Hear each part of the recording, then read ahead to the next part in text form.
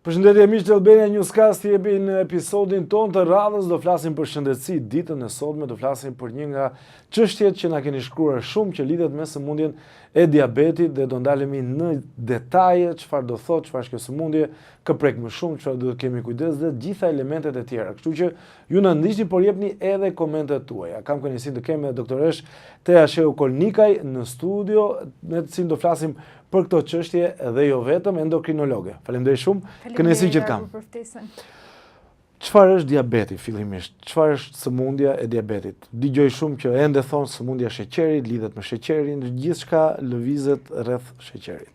Të gjitha këto janë të vërteta faktikisht. Diabeti është një sëmundje që karakterizohet nga nivele të larta të sheqerit në gjak. Ka disa shkaqe që mund të lidhen me të. Dy më të shpeshtat janë diabeti tipit të dytë, që po themi gjendet më shumë grup moshat mbi 35 vjeç, dhe që përgjithsisht shoqërohet nga mbipesha. Pra, është ky grup kategori e popullatës në të cilën mbipesha, jeta sedentare janë faktor shumë të rëndësishëm risku për të bërë diabet pastaj kryesisht në moshën adulte, dhe pse sot shohim që trendet kanë filluar ta ulin pak moshën.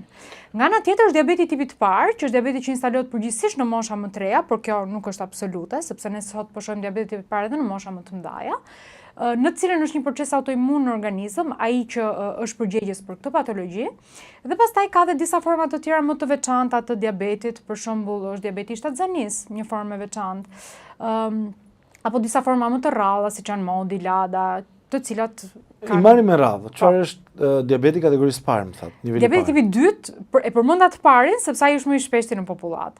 Domethënë sot sipas raportimeve që bën International Diabetes Federation, janë 1 në 9 persona që vuajnë nga diabeti në botë, në grup moshën 20 deri në 79 vjeç. Kjo është fasha kryesore. Dhe ky është një diabet që lidhet nga njëra anë me një faktor shumë të rëndësishëm gjenetik, sepse përgjithsisht ta kanë histori familjare për diabet, pra kanë ose familjarë të brezit të parë apo të dytë që vuan nga diabeti, dhe nga ana tjetër bashkëshoqërohen me element të stilit jetesës, ku futet qoftë ngrëna, por edhe aktiviteti fizik. Çfarë do thotë ngrëna? Një ta marrim me radhë, se do futemi edhe aktiviteti fizik. E ngrëna ata që janë shumë, që janë mbi peshë, pra që janë sa mbi peshë, janë 10 kg ose 15 kg, pra ta serojmë pak. Atëherë, kjo në fakt është një temë shumë e gjerë. Sepse ne duhet kemi parasysh që ka individ të cilët konsumojnë të njëjtën gjë dhe nuk fitojnë të njëjtën peshë. Që domethënë ka një variabilitet ndërmjet njerëzve në raport me mënyrën se si e procesojnë atë që marrin nga dieta. Megjithatë, që të kthejmë po themi një përgjigje më të përgjithshme. Ne sipas rekomandimeve që ka shoqata botërore e shëndetësisë, OBSH-ja, Organizata Botërore e Shëndetësisë, fillojmë dhe konsiderojmë mbi peshë atëherë kur indeksi i masës trupore është ndërmjet 25-s dhe 30-s. Dhe indeksi i masës trupore është raporti i peshës me gjatësinë e personit në metra në katror. Dhe nëse kjo, pra është një formulë shumë e thjeshtë që ne të gjithë mund ta bëjmë qoftë me kalkulator të thjeshtë që janë nëpër internet, por qoftë edhe vetë, del në fashën 25-30 do të thotë që ka filluar mbi pesha, dhe këta janë grup kategori popullate që nëse kanë edhe faktor gjenetik, gjasat për të bërë diabet janë të shtuara. Dhe është pikërisht ky target pacientësh me të cilët mund bëhet shumë punë për parandalimin e diabetit. Pastaj, nëse është mbi 30 BMI, fillon obeziteti i mirëfillt, i cili është realisht patologjik dhe që në varësi të shkaqeve, se nuk është thjesht çfarë ne konsumojmë, por është çfarë konsumojmë dhe çfarë humbasim. Dhe ndër çfarë humbasim mund të jenë shumë faktorë të tjerë. Simptomat cilat janë? Pra çfarë duhet kenë kujdes ata që na shikojnë, që të vënë të vizitohen, të kontrollohen? Atëherë, diabeti në prezantimin e tij klinik ka një spektër të gjerë simptomatik, nga asgjë. Pra ka individ të cilët nuk kanë asnjë shenjë klinike, edhe mund të kenë diabet. Dhe kjo është arsyeja që ne gjithmonë i mshojmë bërëse që kapeve, sidomos në grup moshën mbi 35 vjeç, e sidomos nëse ka faktor të tjerë risku, ku futet mbipesha dhe obeziteti, prania e sindromit poliendokrin metabolik vezorëve, pra ajo që dikur njeh PCOS, sindroma ovarit polikistik. Prania e hipertensionit. Kjo duket si gjuhë e huaj për njerëzit. Okej, ovari polikistik, sindroma ovarit polikistik, një deri para pak dhe zyrtarisht u ndryshua emri para pak kohësh. Apne gjumi, nëse kanë hipertension, pra një grup faktorësh. Hipertensioni është një element. Sëmundjet kardiovaskulare, prania e mbipeshës, obezitetit, prania e prediabetit. Të gjithë ta duhet të jenë individë që duhet të kenë shumë kujdes dhe duhet të bëjnë në mënyrë rigoroze kontrolle. Nëse kanë kaluar diabet gjatë shtatzanisë, për zonja, për gratë. Për gratë. Kjo grup popullate duhet të ketë më kujdes dhe le të themi të depistohet dhe të skrinohet ose të bëj teste. Si është situata në Shqipëri? Pra, e kanë të kulturë njerëzit që vinë bëj kontrollet edhe për rutinë, pra për të qenë okay edhe me veten, apo thjesht kur janë ose kur kanë shqetësime? Tani, mënyra se si diabeti prezantohet në klinikë është për fat të keq ende ose diabet me komplikacione, ose në fazat e hershme. Pra, edhe mënyra se si prezantohen është një spektër. Për fat keq sot ende mund të vinë pacient që manifestimin e parë të diabetit, natyrisht për ta, kanë një këmbë diabetike, që është një nga komplikacionet më madhore që ka diabeti. Dhe këmba diabetike do të thotë hapja e plagëve në këmbë për shkak të historisë së gjatë të diabetit të këta pacient, prezumohet diku te 10 vite, diabet në shenja klinike deri diku të heshtura ose të neglizhuara. Pra gjithë ata që kanë këto simptomë, e cila është t'i drejtojnë menjëherë mjekut apo jo? Patjetër që duhet drejtojnë mjekut, po që përpiqem të them është që për fat të keq sot ende ka diabetin në faza kaq të avancuara. Edhe pse ne sot në mënyrë shumë të lehtë mund të diagnostikojmë një sheqer të thjeshtë të rritur në gjak, që është një nga analizat më të thjeshta që bëhet. Dhe për t'ju përgjigjur dhe pak pyetjes që ngritëm më parë, pra kush janë shenjat klinike diabetit? Natyrisht etja, urinimi i shpeshtë, uria e shtuar mund të jetë shenjë diabeti. Rënja nga pesha mund të jetë një shenjë diabeti nëse po themi glicemia është shumë e lartë dhe pacienti ka disa kohë që sëmundjen e ka të instaluar. Kështu që nga ana tjetër shtimi i madh në peshë. Kështu që të gjitha këto janë shenja klinike, sidomos etja dhe urinimi i shtuar, të cilat pacientët duhet i kenë në vëmendje dhe të bëjnë të paktën testet bazë të kësaj. Pra të shkojnë te mjeku i tyre i familjes. Simptomat më problematike pastaj që bëjnë të domosdoshme. Pastaj këto janë, po themi, simptomat që mund ta të lehta ndoshta. Po, ato që pacienti ndjen vet. Pastaj kur fillon jep komplikacione, që ne parashikojmë që sëmundja ka të paktën 5 deri në 10 vite instaluar, fillojnë dëmtohen syt, dëmtohen veshka, dëmtohen nerva, dëmtohen enë të gjakut në të gjithë trupin dhe mund të ketë komplikacione dhe dëmtimi i këtyre gjërave që unë po përmend, sjell po themi dhe komplikacionet e diabetit, që janë dëmtimi i syve, dëmtimi i veshkave, dëmtimi i nervave, ulet ndjeshmëria po themi në kryesisht në këmbë, zakonisht simetrike tek të dyja këmbët. Nga ana tjetër dëmtimi i enëve të gjakut. Diabeti është një nga faktorët kryesorë të riskut për të bërë infarkt, për të bërë sëmundje ishemike në kokë, për të bërë dëmtim në tetën e gjakut të ansive, pra të këmbëve. Dhe këto janë komplikacione madhore që për fat keq ndonjëherë janë manifestimi i parë i sëmundjes, ende. Kështu që mirë është diabeti të kapet nga check-upet në ato fazat që ende nuk ka shenja klinike. Dhe jo atëherë kur ka sjell komplikacione, sepse natyrisht edhe mundësitë e ndihmës mjekësore janë më të kufizuara. Pra gjithë ata që janë mbi moshën 35 vjeç, duhet të bëjnë kontrolle periodike një herë në vit ose 2 herë? Sa rekomandohet? Një herë në vit, por kjo dhe në varësi të faktorëve të riskut që pacientët kanë. Ndërkohë, parandalimi. Po. Lidhet me mënyrën e jetesës, lidhet me mënyrën e të ushqyerit. Për shembull, një argument që lexoj në rrjetet sociale edhe kudo do ta diskutojmë edhe bashkë, sepse ka quhet një lum i madh me informacione që edhe me këshilla, me rekomandime, mjekësi alternative, një debat i madh që do ta flasim edhe atë bashkë, lidhet me ushqyerjen. Pra jo brumra, karbohidrate, a janë këto vërtet armiku kryesor apo jo? Në diabet nuk ka jo. Në kuptimin nuk është që ne mund t'i themi jo brumrave, jo karbohidrat, përkundrazi. Karbohidratet janë element. Okej, picat mund të jenë jo. Por në përgjithësi fjala karbohidrat është në fakt një term që trupet toni duan karbohidratet. Për shembull, për kuriozitetin tuaj, truri jon të vetmin burim energjie ka karbohidratet. Truri jon nuk punon dot pa karbohidrate. Kështu që diabeti patjetër që do karbohidrate. Ajo që ndryshon tek diabeti është sasia e karbohidrateve që duhet të marrin pacientët që janë me diabet.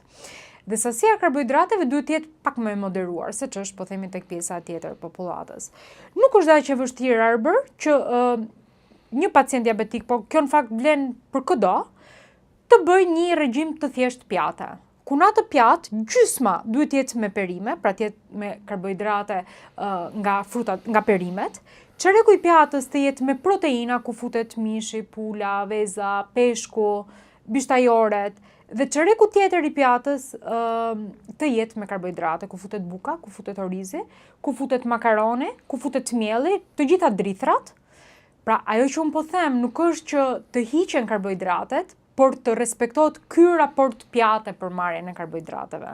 Dhe kjo është ajo që pacientët që janë me diabet, por pse jo dhe individ të tjerë në fakt, sepse ndonjëherë kjo është një fjali që unë ja them shpesh pacientëve, ju tani them keni fatin të filloni të jetoni shëndetshëm, jo si ne tjerët që bëjmë gabime.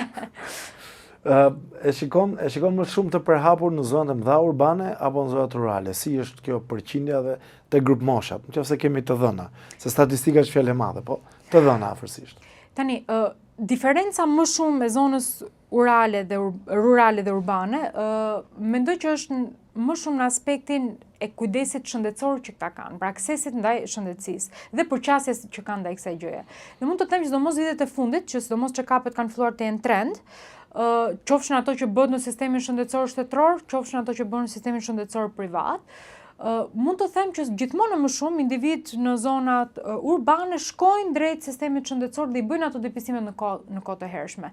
Për fat të keq ende në zonat rurale përpiqen të shkojnë mbas një sëmundje kur ajo ka shumë shenja klinike ose kur ka sjell komplikacione. Natyrisht kjo nuk është absolute, por ky le të themi është një trend që ne vëmë re. Më shumë janë zonjat apo zotrinj që prek, ose meshkujt apo femrat? Si është? Përgjithsisht raportet janë me diferenca shumë të vogla, me një predominancë shumë të lehtë të gjinisë mashkullore, por kjo nuk është absolute. Kuptoj. Po, pjesa që ka të bëjë me diabetin nivelin e dytë, më thotë. Po, diabeti tipit të dytë. Tipi 2, më fal. Që është ky që lidhet më shumë me mbipezishën, obezitetin, që lidhet me faktorët gjenetik. Pra ky që ka faktor të modifikueshëm dhe që për këtë ne mund të japim më shumë informacion se çfarë mund të bëjmë për ta parandaluar. Dhe përgjithsisht sidomos tek individët që vuajnë nga mbypesha obeziteti, një rënje nga pesha sipas shoqatës amerikane të diabetologjisë 5 deri në 10% mund të shtyjë për një kohë signifikante instalimin e sëmundjes. Është e përhapur në Shqipëri si paraqitet? Diabeti në Shqipëri ruan të njëjtat trende që ruan, po themi edhe në botë. Rreth 1 në 9 individ vuajnë nga diabeti dhe këto janë pak a shumë të dhënat edhe për vendin tonë, sipas pra 10.6% e popullatës sipas IDF-s që në referova pak më parë, por ajo që ka më shumë rëndësi është fakti që rreth 34% e individëve që kanë diabet nuk e dinë që kanë diabet. Dhe kjo është një dhënë shumë e rëndësishme për të kthyer në pas dhe për të gjetur se çfarë mund të bëjmë si sistem shëndetësor për ta identifikuar këtë kategori, sepse e gjitha rritja është që të identifikohet sa më herët dhe të merren hapa në Çfarë mund të bëhet me që jemi këtu? Çfarë mund të bëhet për ta diagnostikuar më herët? Ndjekja e këtyre check-upeve periodike, sepse për fat diabeti është nga ato patologji të cilat diagnostikohen shumë kollaj. Nuk ka shumë vështirësi diagnostike. Domethënë mjafton një sheqer i matur esëll në mëngjes dhe një sheqer 2 orë mbas buke apo mbas një testi që ne japim një sheqer nga goja, që është le të themi një test i standardizuar, ose matja analizës së 3 mujorit. Dhe sa është përqindja që tregon që është njëri i prekur ose jo?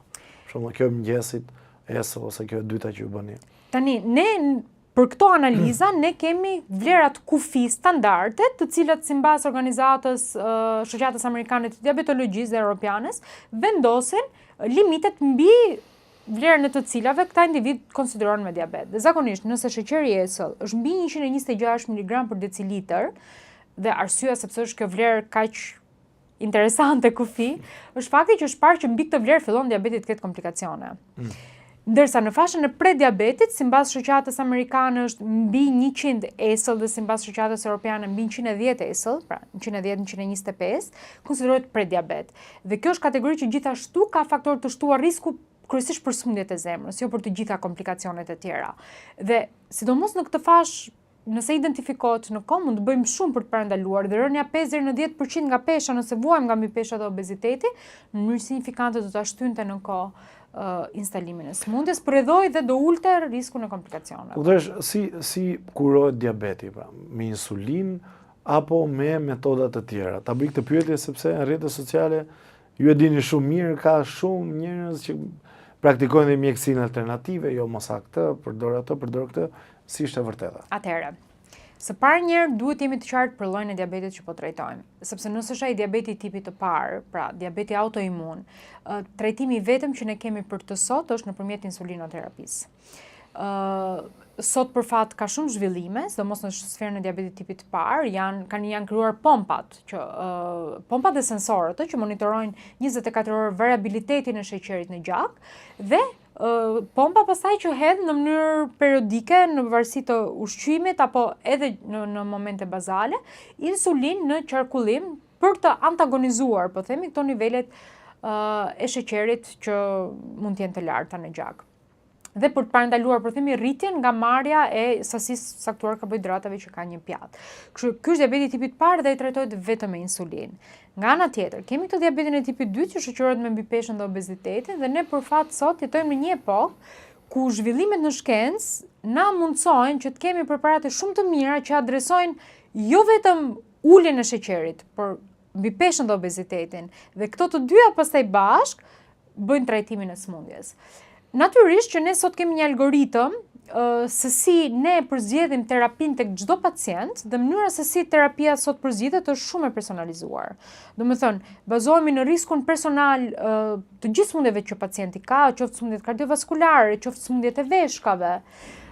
Bazohemi në përfitimet që ne presim që ky pacient të marrë nga preparati që ne tentojmë që t'i japim. Natyrisht bazohet dhe në kosto, sepse jo të gjitha preparatet janë të mundur ato merren nga gjithë individët.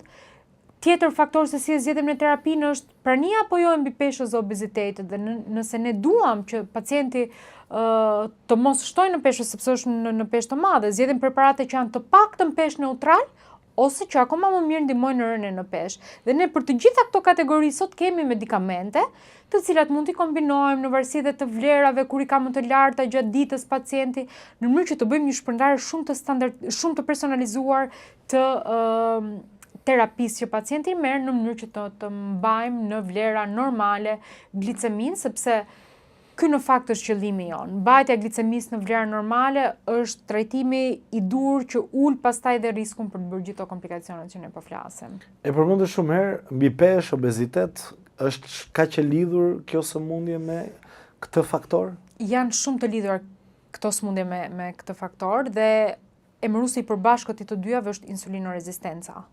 Sepse në diabetin e tipit të dytë, thelbi ky është insulinorezistenca dhe për ta shpjeguar pak ndoshta se çfarë është kjo insulinorezistenca e famshme. Atëherë, imagjinoni sikur kjo dhoma që ne po rrim këtu është një qelizë e trupit tonë. Dhe në këtë qelizë është porta. Porta shërben si receptori që fut brenda ushqimet që ndodhen në korridore, që po themi këto korridore janë ende gjakut.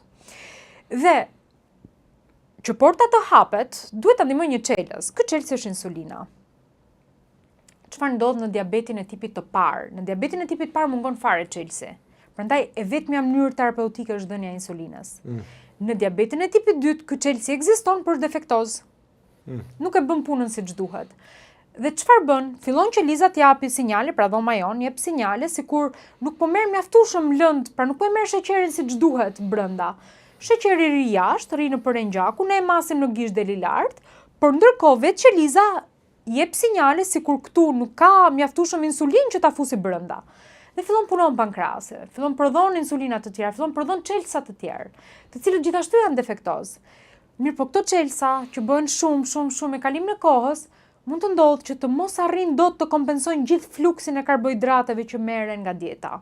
Dhe ky është momenti që dekompensohet situata dhe ne kur e masim sheqerin në gjak del mbi këto vlera prag që ne përmendëm pak më parë. Pra mbi 126 esëll ose mbi 202 orë mbas buke për të diagnostikuar diabetin.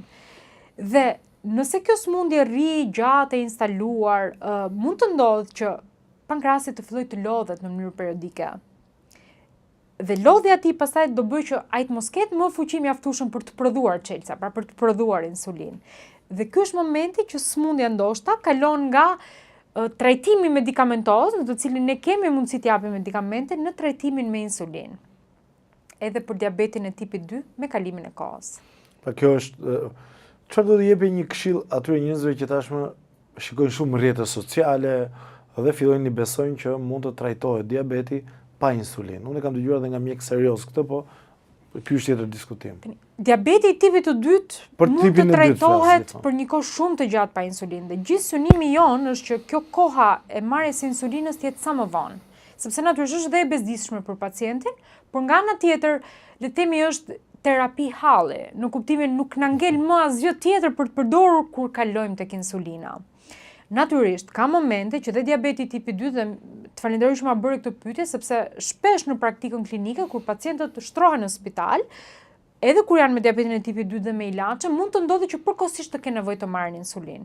Kjo pikërisht për të përballuar një stres akut që ato kanë, i cili mund të jetë i pamjaftueshëm me ilaçe, por edhe për faktin që gjatë hospitalizimeve, kjo varet nga shkaku, mund të ndodhë që ilaçet të bëjnë të dëmshme. Dhe gjatë atij momenti, përkohësisht pacienti trajtohet me insulin. Por ky është trajtimi i përkohshëm.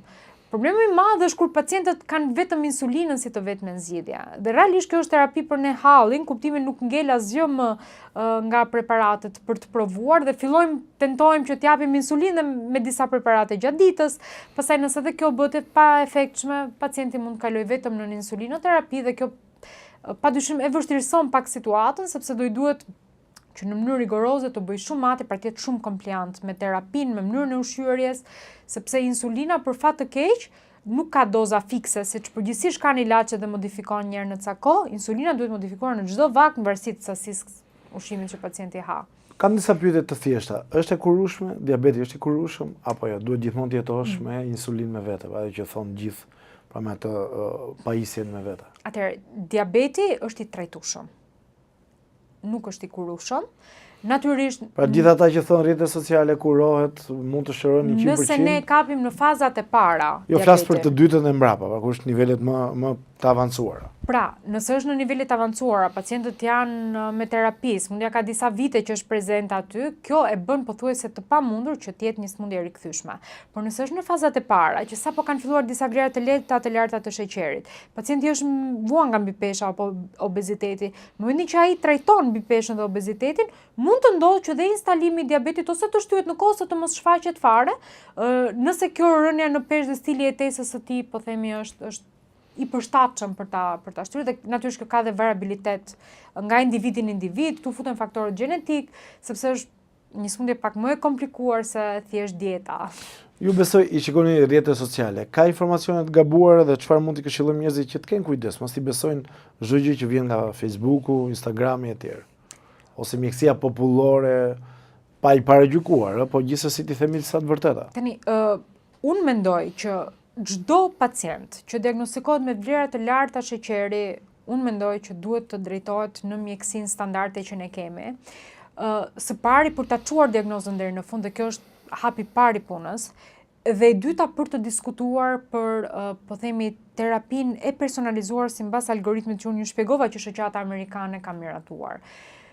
Natyrisht në fazat e prediabetit ka dhe studime për disa preparate të mjekësisë alternative, të cilat mendoj që nuk bëjnë dëm as në periudhën që pacienti është me diabet, por nuk mendoj që janë të mjaftueshme për të ndërprerë terapinë, sepse për fat keq ne shohim në përditshmëri pacientë që janë me insulinoterapi dhe ndërpresin terapinë, sepse dikush që praktikon mjekësi alternative me gjithë respektin, ju ka thënë që lëre sepse të marr unë përsipër dhe unë ta zhduk këtë smundje dhe pastaj vinë me komplikacione.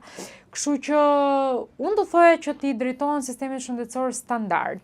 Pra, mos u gënjeni, pavarësisht se mund duket mirë në fillim, se ndoshta edhe gënjeni. Mund të duket interesante, domethënë mungesa e ilaçeve është interesante për çdo. Por kjo është një smundje kronike, siç është tensioni, siç janë smundjet e tjera. Dhe për fat të keq ne sot nuk kemi shumë gjëra në dorë për ta shëruar. Kështu që ai do apo s'do jetë në pranim me mjekun, qoftë për të bërë parandalim primar nëse jemi në faza shumë të hershme, ose nëse nuk është fare instaluar smundja, apo për të bërë parandalim sekondar, kur smundja është instaluar për të parë nëse janë zhvilluar komplikacionet apo jo. Ky është pra. Doktor, është një pyetje e thjeshtë përsëri. Vjoj me këtë stilin e pyetjeve të thjeshta. Është sëmundje e shtrenjtë për të trajtuar apo nuk është sëmundje e shtrenjtë? Flas për ilaçet ose për ato medikamente. Po flasim për kosën e ilaçeve. Tani, për fat të keq, në çdo klasë medikamentesh ka mundësi që janë më ekonomike, gjithmonë. Në secilën prej klasave që ne sot kemi, sepse nuk e kam dëgjuar që hyn te ato sëmundje të cilat të kushton shumë. Qofsh e gabuar. Atëherë ka preparate që kushtojnë shumë, por ajo që ka rëndësi është që kjo është smundje kronike, dhe sado të mos kushtojnë shumë, kur janë për një kohë shumë të gjatë, natyrisht ka një farë kosto po ta mbledhësh. Dhe jo të gjithë pacientët ti përballojnë dot të gjitha llojet e medikamenteve, por ajo që ka shumë rëndësi është që dhe brenda klasës së medikamenteve që kemi disa alternativa të shtrenjta, po themi ka gjithmonë dhe alternativa të cilat janë pak më të lira dhe që mund të personalizohen tek ai individ dhe me rezultate shumë të mira. Ndërkohë, nga viti në vit ka një tendencë për përhapjen edhe te moshat e reja apo nuk është për këtë gjë? Ka një tendencë për përhapje në mosha të reja dhe për fat të keq edhe tek fëmijët, sidomos diabeti tipi 2. Te fëmijët. Te fëmijët. Ndalemi pak këtu, se kjo është serioze. Edhe pse unë nuk jam endokrinologe e grup moshave pediatrike, ne na referojnë kolegët tanë që ka shumë fëmijë sot që po shohin praktikën klinike pikërisht sepse është diagnostikuar diabeti tipi 2, gjë që tipikisht tipi 2. Tipi 2. Gjë që tipikisht më përpara ka qenë grup mosha mbi 35 vjeç. Dhe për fat keq simptomat për gjithë ata prindër që na dëgjojnë. Simptomat janë të njëjta si për diabetin, si për adultët, pra etje të shtuar, urinim të shpeshtë, lodhje, harruam të themi lodhjen që parë, mund të kenë uri të shtuar pacientët, mund të shtojnë ose të bie nga pesha.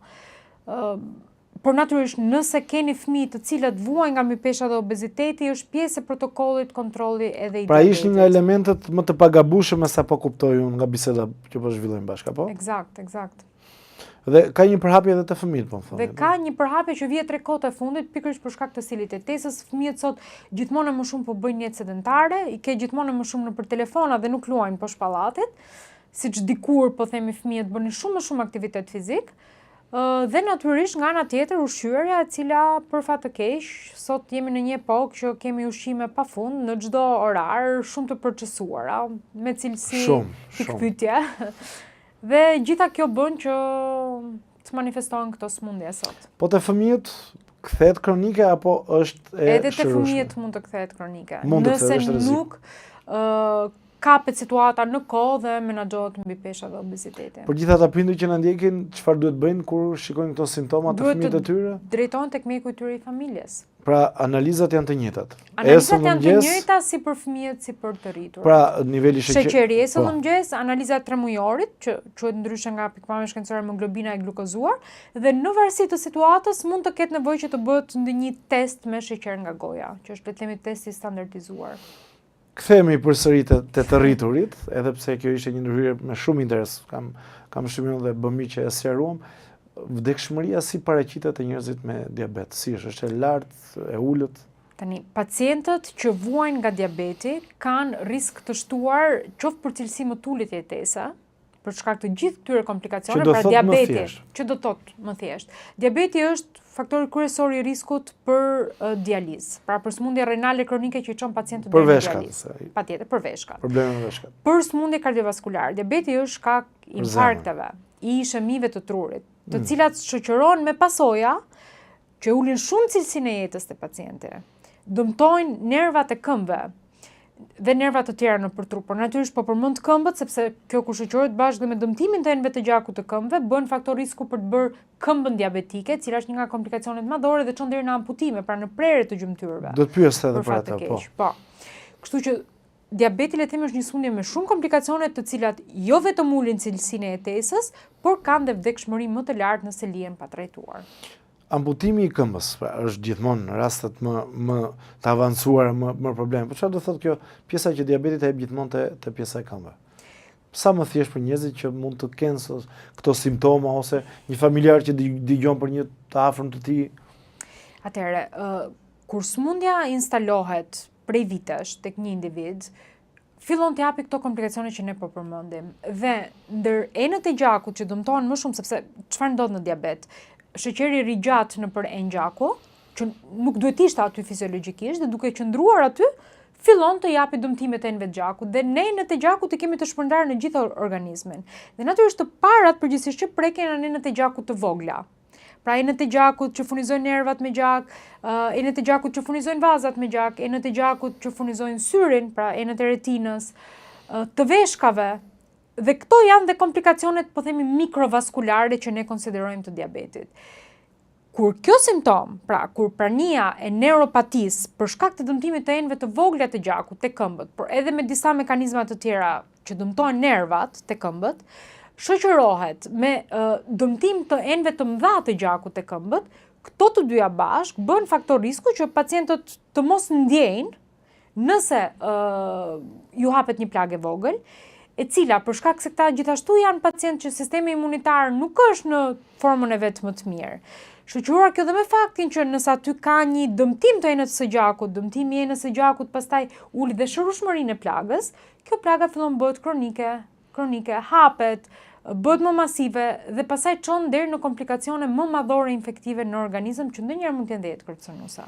Pra jo vetëm për gjymtyrën, por edhe për gjithë organizmin. Megjithëse jemi në stilin e verës, folëm për pjesën që ka të bëjë me ushqimet, por do të flasim pak për pijet. Në Britani pijet energjike u ndaluan për moshat 9-16 vjeç.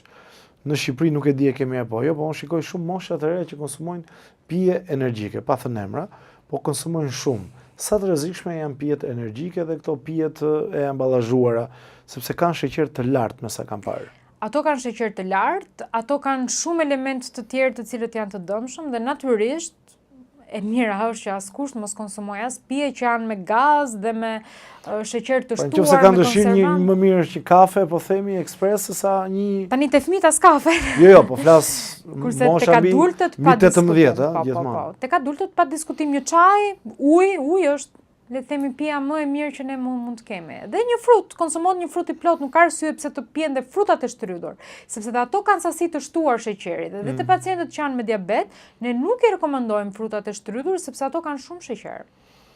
Dëgjoj shumë gjithmonë nga rrjetet sociale, unë nuk është se i besoj, jam të njerëzit me shumë këmbë në tokë, madje ne në gazetari bëjmë edhe trajnojmë gazetarët që si të evidentojnë të vërtetën ose të pavërtetën nga rrjetet sociale.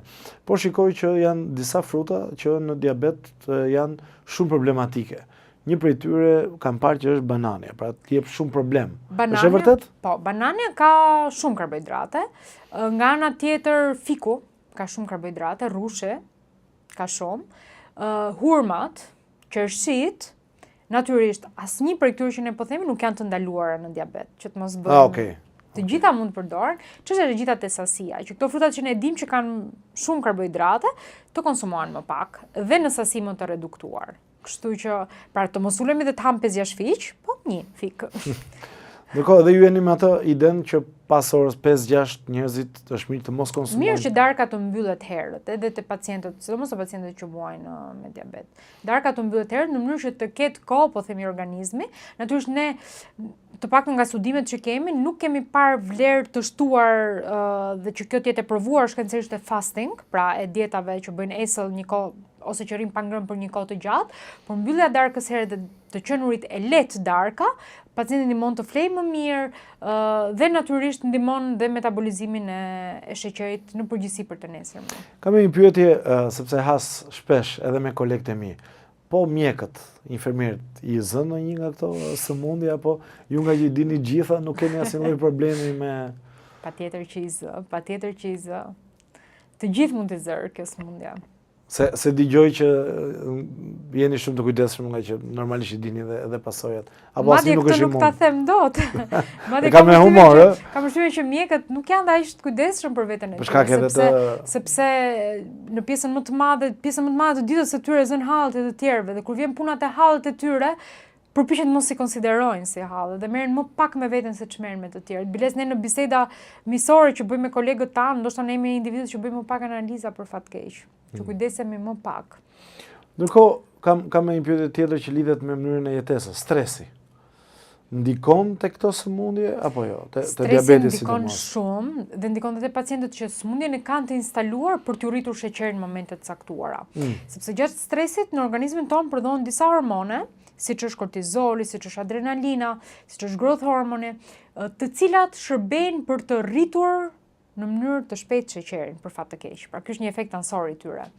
Dhe për këtë arsye, sidomos tek individët që kanë sëmundjen, mund të pësojnë një variabilitet dhe rritje të vlerave të sheqerit nëse gjatë jetës është duke kaluar një situatë stresante. Pra ndikon edhe ky është. Ndikon shumë stresi. Mirë, po shkojmë te fundi të intervistës. Për ta mbyllur, çfarë do t'i rekomandoni të gjithë njerëzve që kanë këto simptoma ose edhe që nuk kanë?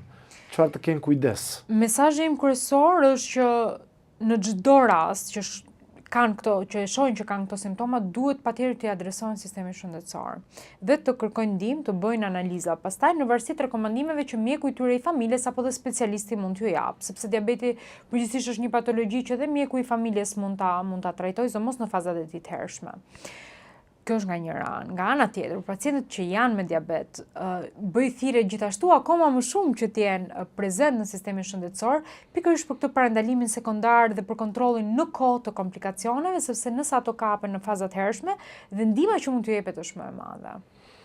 Kuptoj. Dhe mbi gjitha, jo një jetë dembelesh, jo një jetë dembele, jo një jetë sedentare. Sedentare, më them dembelesh. Pra aktivitet fizik dhe madje në për këto digjetuarat e librave të endokrinologjisë thuhet që edhe nëse nuk është e mundur të bëhet shumë aktivitet fizik, çdo lloj aktiviteti fizik vlen. Mua më bëri përshtypje dhe me këtë ndoshta edhe mbyllim, po shkoja në Suedi, njerëzit në zyra kishin po përdorin këto tavolinat që ngrihen edhe marrin edhe pista të vogla ecje. Dhe ecin në zyrë që bëjnë aktivitet fizik ndërkohë që punojnë. Edhe bëjnë në zyrë ndërkohë që punojnë. Pra një gjë revolucionare dhe me sa pash ishte në vendet me niveli më të ulët të personave që kanë probleme me diabetin, mos gabojmë. Pra, ndoshta ka koha dhe futjes të teknologjisë në profesione, sidomos në këto punë të zyrës. Pa diskutim, sepse edhe qëndrimi gjatë, ulur, ka ato pasojat e veta, domethënë. Megjithëse jemi këtu, punët e zyrës janë njerëzit që bëjnë punë zyre preken më shumë apo si është nëse kemi të dhëna jo statistika. Pra, faktorët janë gjenetik nga një anë dhe kjo është një shtyllë shumë e fortë e diabetit tipit të dytë dhe nga ana tjetër stili jetesës ku futet dieta natyrisht, por dhe aktiviteti fizik. Kështu që nuk mund të jetë kaq absolute që themi vetëm njerëz të zyrës, sepse nëse ata ushqen shëndetshëm dhe bëjnë ecje mbas dite ose vrap të lehtë, nuk futen te kategoria që kanë risk për diabet. Sikundër dikush tjetër që bën një punë ndoshta një çik më të lodhshme, por nuk bën fare një jetesë të shëndetshme, nuk ha fare mirë, mbas punës nuk bën asgjë tjetër, vetëm rri ulur, mund të ketë më shumë gjasa për diabet se dikush që punon në zyrë. Pra mund të kompensohet duhet të them. Dhe për ta mbyllur, është kjo sëmundje më e përhapur në Shqipëri apo jo? Kjo është një ndër sëmundjet më të përhapura në Shqipëri. Pra vjen të jetë në top list. Mirë, erdhëm në fund të kësaj bisede. Faleminderit shumë. Ishte shumë kënaqësi që të kisha. Ndërkohë me këtë intervistë erdhëm në fund edhe të episodit për ditën e sotme folëm për shëndetësi, do të vjen do ta kemi një lloj tradite të përjavshme, do përpiqemi që të kemi mundësi të kemi mjek të ndryshëm me të cilët do flasim për problemet që ju shqetësojnë, mos harroni na bëni subscribe, jepni edhe komentet tuaja dhe çfarë mjek doni që ne të ftojmë ose të cilës fush që të diskutojmë për problemet që ju keni, si kemi thënë gjitha komentet që ju bëni dhe çdo gjë që na shkruani, ne filtrojmë me stafin ton dhe patjetër që reflektojmë. Deri atëherë ju uroj gjithëve ditë sa më të mbara.